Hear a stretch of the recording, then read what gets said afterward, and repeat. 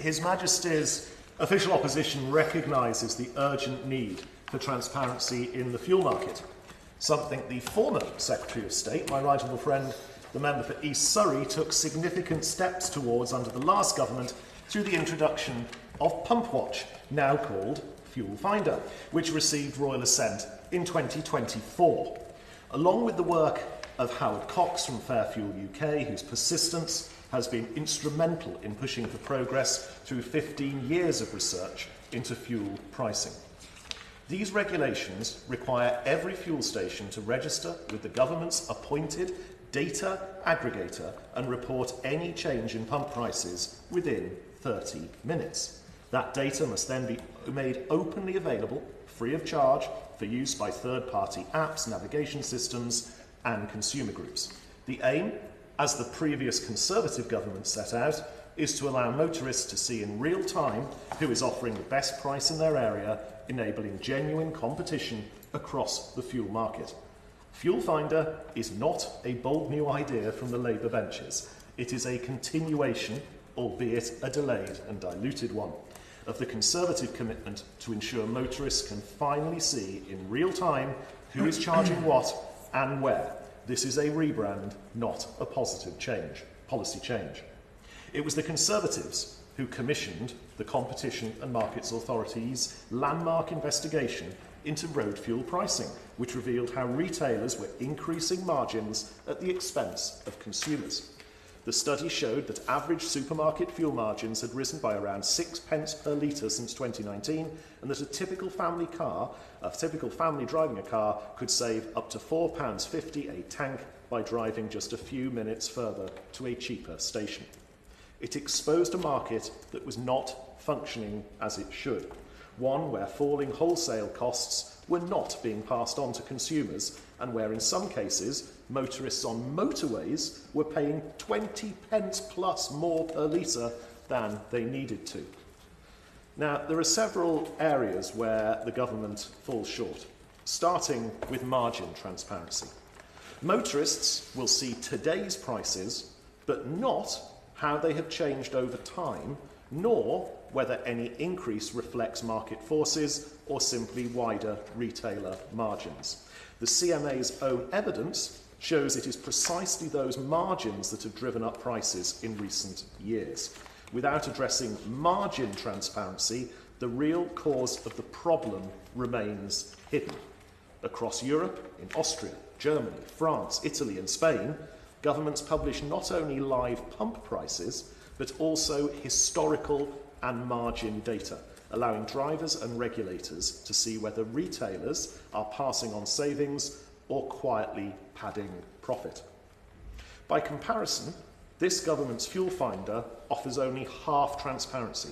It tells motorists where fuel is cheapest today, but not whether the price is fair. The opposition also objects to the lack of a legal requirement for fuel stations to report when a fuel type is unavailable. Drivers do not need to know just what the cost of a litre of petrol or diesel is. They need to know whether diesel or petrol is actually available when they get there. Making that optional undermines the very purpose of transparency. Enforcement is also left vague. The CMA has powers to issue civil penalties and pursue criminal sanctions, but the government has not set clear thresholds or standards for when those powers will apply, nor has it addressed the risk that some operators may plead technical failure or poor connectivity as an excuse for not reporting prices promptly. That kind of leniency invites abuse. If the government truly wants transparency, it must ensure that IT issues cannot be used as a standing excuse for non-compliance. The same potential penalties, up to 1% of global turnover or 5% of daily turnover per day, apply to all data reporting obligations under this legislation. While sanctions for non-compliance in price reporting were anticipated, it is notable that the same provisions extend to non-price data. The Association of Convenience Stores, for example, has raised concerns that this could include reporting on the availability of coffee machines, baby changing facilities, and even microwaves, things that I'm sure people do want to know if they're available, but we believe that this level of reporting goes beyond the original policy intent and imposes unnecessary burdens on retailers who are already facing significant compliance pressures. Furthermore, there has been no formal engagement with industry ahead of publishing the non-price data requirements. With the obligation to report on 30 additional categories, this introduces unnecessary cost and complexity for retailers, not only during the initial registration window, which runs from the 18th of December to the 2nd of February, but also on an ongoing basis, given the requirement under the regulations to update information within 3 days. This directly contradicts the government's own target of reducing the regulatory burden by 25%, penalising businesses that are already operating in a challenging economy and diverting resources away from delivering value and service to consumers. Then there is the question of smaller rural fuel stations, like those you will find in constituencies, to pick one at random like mine, in mid-Buckinghamshire. These regulations are set out to apply universally, but there is little evidence that the government has considered the burden on low-volume operators or how they will be supported to comply. Transparency should not come at the cost of driving independent rural stations out of business. Finally, we must look at timing. The government intends to launch FuelFinder by the end of this year, 2 years after the CMA's recommendation and a year later than originally planned under the previous Conservative government. For motorists already struggling with record living costs and high fuel prices under this government, progress has been far too slow.